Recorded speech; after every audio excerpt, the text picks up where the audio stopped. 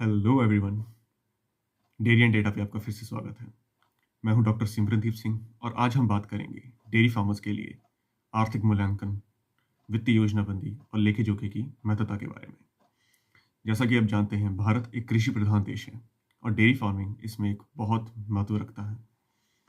लाखों परिवारों को रोजगार देने के अलावा डेयरी फार्मिंग करोड़ों परिवारों की फूड सिक्योरिटी की प्रॉब्लम को हल करता है। इसेंशियल प्रोटीन्स, विटामिन्स, कैल्शियम, इन सब की ज़रूरतों को पूरा करने में डेयरी का एक बहुत बहुत बड़ा रोल है। भारत बहुत तेज़ी से विकास कर रहा है और यहाँ लगभग सभी उद्योग बहुत ही कॉम्पिटिटिव इन्वायरमेंट में काम कर रहे हैं। डेयरी सेक्टर भी इससे अछूता नहीं है और इसी तरह डेयरी का भी विकास बहुत तेज़ी के साथ में हो रहा है और हमारे डेयरी किसानों की भी ज़रूरत है कि वो भी पारंपरिक तरीक़ों से आगे बढ़कर तकनीकी तौर पर सुदृढ़ तरीके से डेयरी फार्मिंग को आगे बढ़ाएं। और तकनीकी विकास के साथ साथ किसानों को ये भी ज़रूरत है कि वो अपने आर्थिक मूल्यांकन पर भी ध्यान दें, क्योंकि आर्थिक मूल्यांकन ही व्यावसायिक निर्णयों को लेने में किसानों की बहुत सहायता कर सकता है। अगर हम आर्थिक मूल्यांकन की बात करें तो जो किसान या तो अपने मुनाफे में सुधार करना चाहते हैं या अपने व्यापार को बड़ा बनाना चाहते हैं, उनके लिए आज मैं कुछ सुझाव लेके आया हूँ। ये सुझाव 3 हिस्सों में बांटे गए हैं। पहले हिस्से में सुझाव दिए जाएंगे उन किसानों के लिए जो छोटे पैमाने पे खेती कर रहे हैं, जिनके पास 1 से 10 पशु हैं। इसके बाद के सुझाव उन किसानों के लिए हैं जो 10 से 30 पशुओं को पालते हैं और उनसे दूध उत्पादन का धंधा कर रहे हैं। इसके बाद 30 या उससे ज़्यादा पशुओं को पालने संभालने वाले डेयरी किसान, जिनको मैं एक बड़े पैमाने का किसान मानता हूँ भारत के पैमानों के हिसाब से, उनके लिए सुझाव दिए जाएंगे। ज़रूरत के हिसाब से जैसे जैसे डेयरी फार्मिंग का स्केल बढ़ता है, सुझाव बदलते चले जाते हैं, ज़रूरतें बदलती चली जाती हैं। उन सब चीज़ों को मद्देनज़र रख के ये सुझावों को तैयार किया गया है। तो चलिए हम उन पे बात करते हैं। सबसे पहला छोटे किसानों के लिए। तो चलिए सबसे पहले हम बात शुरू करते हैं छोटे स्तर पर डेयरी फार्मिंग करने वाले किसानों के लिए। सबसे पहले हमें एक बहुत ही मजबूत वित्तीय आधार अपने फार्म के लिए स्थापित करना होगा। आप एक बात को ज़रूर गहराई से समझिए, जिस चीज़ को आप नाप ही नहीं सकते, उस चीज़ को आप सुधार भी नहीं कभी पाएंगे। तो सबसे पहले आपको अपने खर्च और आमदन का रिकॉर्ड रखना शुरू करना पड़ेगा। एक रजिस्टर लगाएं, एक कॉपी लगाएं, या सबसे बेहतर अपने पास के किसी भी वेटनेरियन या डेयरी डेवलपमेंट विभाग के ऑफिसर के पास जाके एक प्रॉपर बैलेंस शीट बनवाइए उनसे। एक प्रॉपर फॉर्मेट में एक प्रॉपर डॉक्यूमेंट लीजिए और उसमें अपने आय और व्यय का पूरा लेखा जोखा, पूरा हिसाब किताब रखना शुरू करें। रोज के खर्च रिकॉर्ड करें। मासिक लेखा जोखा बनाकर उसमें हानि या लाभ यानी प्रॉफिट और लॉस कैलकुलेट करना शुरू करें। इस चीज़ से आपको सबसे पहले एक चीज़ पता लगेगी, आपके फार्म का ब्रेक इवन पॉइंट क्या है। तो चलिए अब ब्रेक इवन पॉइंट के बारे में बात करते हैं। ब्रेक इवन पॉइंट इकोनॉमिक्स की एक बहुत ही महत्वपूर्ण खोज है, बहुत महत्वपूर्ण टर्म है।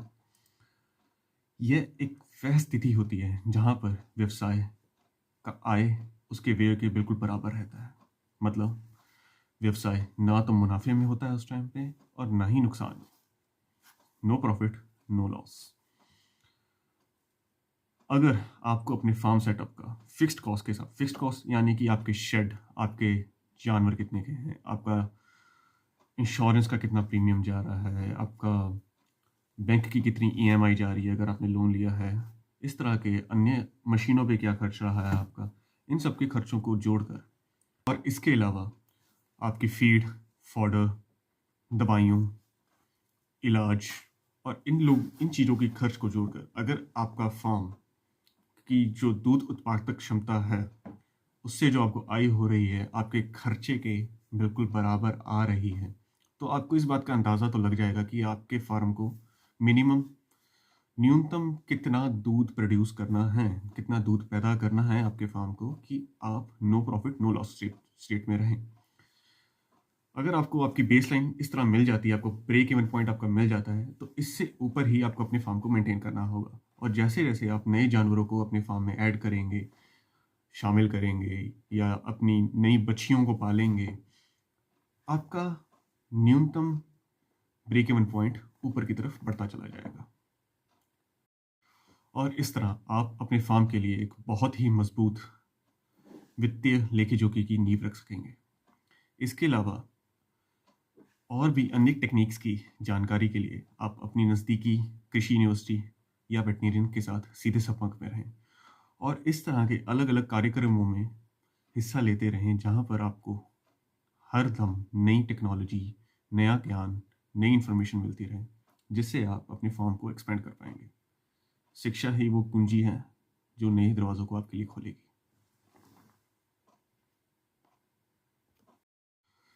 तो ये थे सुझाव छोटे पैमाने पर डेयरी किसानी करने वाले किसानों के लिए। अब हम मध्य पैमाने पे की तरफ बढ़ रहे हैं।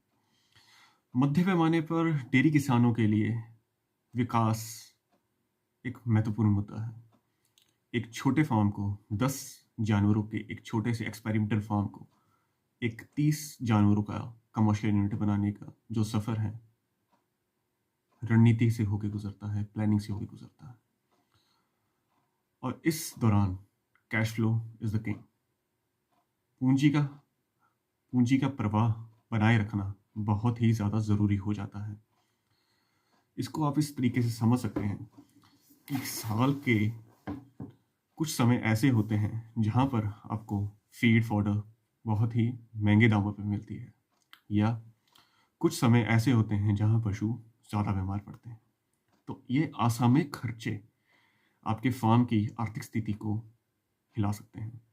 तो इन सभी खर्चों से बचने के लिए आपके अपने फार्म के लिए एक रणनीति पहले से ही तैयार रखनी होगी। इन सभी खर्चों को हम पूरी तरह से अवॉइड भी नहीं कर सकते हैं। तो एक प्लानिंग, एक योजनाबंदी ही एक तरीका है इन सभी खर्चों को सुदृढ़ और सुव्यवस्थित ढंग से मैनेज करने के लिए। आपको अपने पशुओं की गिनती बढ़ाने के लिए भी अपने मुनाफे में से ही पैसा बचाना होगा। इसके अलावा आधुनिक तकनीकों को भी अपनाना होगा। उदाहरण के लिए, अगर आप अपने फार्म पे मशीनीकरण करते हैं,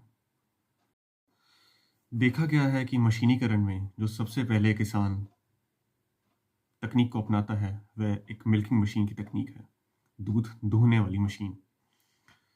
इससे जो सीधा सीधा आपको फ़ायदा दिखेगा आपकी लेबर कॉस्ट के अंदर दिखेगा, लेबर के व्यय के अंदर दिखेगा।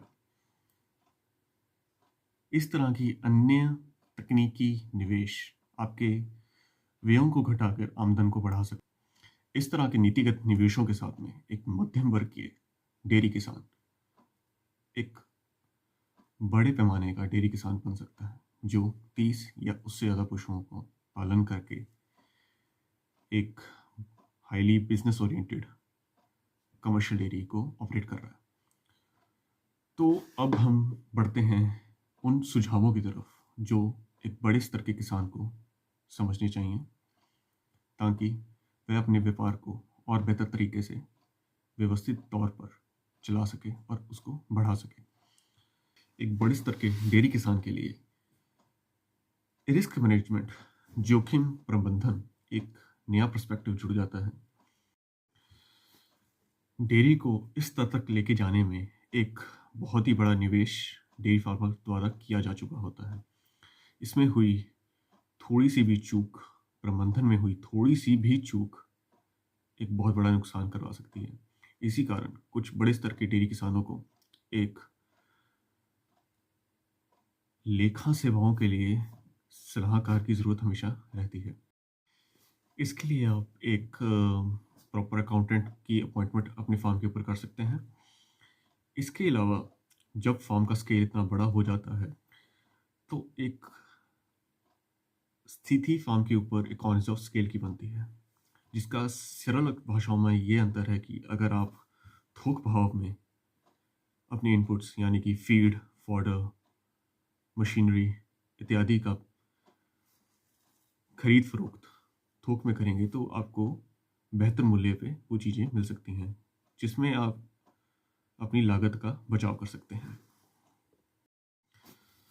जब एक फर्म इतने बड़ी स्केल पे ऑपरेट कर रहा होता है तो उसके पास एक बहुत बड़ी दूध उत्पादक क्षमता होती है, और जैसा कि हम सब जानते हैं, अलग अलग सीजन्स के अलग अलग दौरान दूध का रेट हमेशा बढ़ता गिरता रहता है। तो इन सब जोखिमों से बचने के लिए बड़े स्तर के इन फार्मर्स को वैकल्पिक आय स्रोतों पर भी ध्यान देना चाहिए, जिसमें जैविक खेती, वैल्यू एडिशन यानी कि दूध से अलग अलग दूध सामग्रियाँ बनाना, मिठाइयाँ, घी, पनीर, दही, लस्सी इत्यादि बना के बेचना, या फिर एक नया प्रचलन आजकल शुरू हो रहा है जिसको एग्री टूरिज्म के नाम से जाना जा रहा है। इसके ऊपर फिलहाल किसी और दिन वीडियो बनाएंगे। इन अलग अलग विकल्पों को सोचना चाहिए, समझना चाहिए किसान को, और should apply the best possible thing for him. ये थे संक्षेप में कुछ सुझाव छोटे, मध्यम वर्गीय और बड़े पैमाने के किसानों के लिए। मगर कुछ ऐसे सुझाव जो सभी के लिए कॉमन रहेंगे, जो मैं बताना चाहूँगा कि एक छोटा किसान बड़ा किसान बनने के राह पे कैसे पहुँच सकता है। सबसे पहले अपनी उत्पादन क्षमता और प्रति पशु उत्पादकता पे आपको ध्यान देना होगा कि आपका प्रति पशु एक दिन में कितना दूध पैदा कर रहा है। धीरे धीरे अपने फार्म पे पशुओं की क्षमता बढ़ाएं, बेहतर नस्ल के पशुओं को पालें और उनसे बेहतरीन दूध उत्पादन लें। मगर इस बात का बहुत ध्यान रखें कि तेजी से विस्तार कई बार पूंजी प्रवाह में समस्या कर सकता है। रफ्तार इतनी कम भी ना हो कि फार्म एक्सपैंड ही ना हो, और इतनी ज़्यादा भी ना हो कि फार्म को बंद करने की नौबत आ जाए। फाइनेंशियल डिसिप्लिन यानी वित्तीय अनुशासन अपनाकर अवसर पैदा करते हैं। इन सब पे वीडियोस कुछ कुछ टाइम में आती रहेंगी जो हम मैनेजमेंट सेक्शन में कवर करेंगे। इन सभी के साथ एक नई विचारधारा आजकल काफ़ी प्रचलित हो रही है जिसे सस्टेनेबिलिटी के नाम से जाना जा रहा है। इसके ऊपर भी विस्तार में भविष्य में आने वाली वीडियोस पे बात की जाएंगी। अब हम इस वीडियो के निष्कर्ष की तरफ बढ़ते हैं। किसानों के लिए वित्तीय साक्षरता खेती और पशुपालन के ज्ञान जितनी ही ज़रूरी है। जैसे पारंपरिक तरीकों के साथ नई तकनीकों को सीखना भी महत्वपूर्ण है, वैसे ही वित्तीय मसलों को समझना भी अति अनिवार्य है। जब किसान वित्तीय अनुशासन अपनाते हैं तो वह नए अवसर पैदा करते हैं, जब व्यवसाय को बढ़ा सकते हैं और मुनाफा भी कमा सकते हैं। ये प्रयास न केवल किसानों को आर्थिक रूप से लाभकारी बनाते हैं, बल्कि भारत में एक स्थिर और सफल डेयरी उद्योग का निर्माण भी करते हैं। धन्यवाद। मिलते हैं हम अगली वीडियो में। मेरे प्यारे किसान भाइयों और डेयरी व्यवसाय से जुड़े अन्य पेशेवर लोग, मेरी आपसे तहे दिल दरख्वास्त है कि कमेंट्स बॉक्स में आप अपने विचार ज़रूर शामिल करें।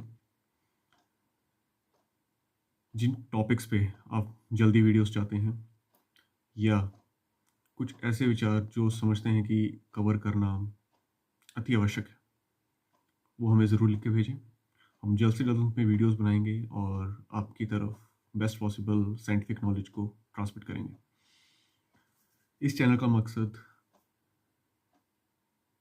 नॉलेज गैप्स को, जानकारी के अभाव को कम करना है। सो कृपया मेरी सहायता करें और अपना योगदान भी इस चैनल में के।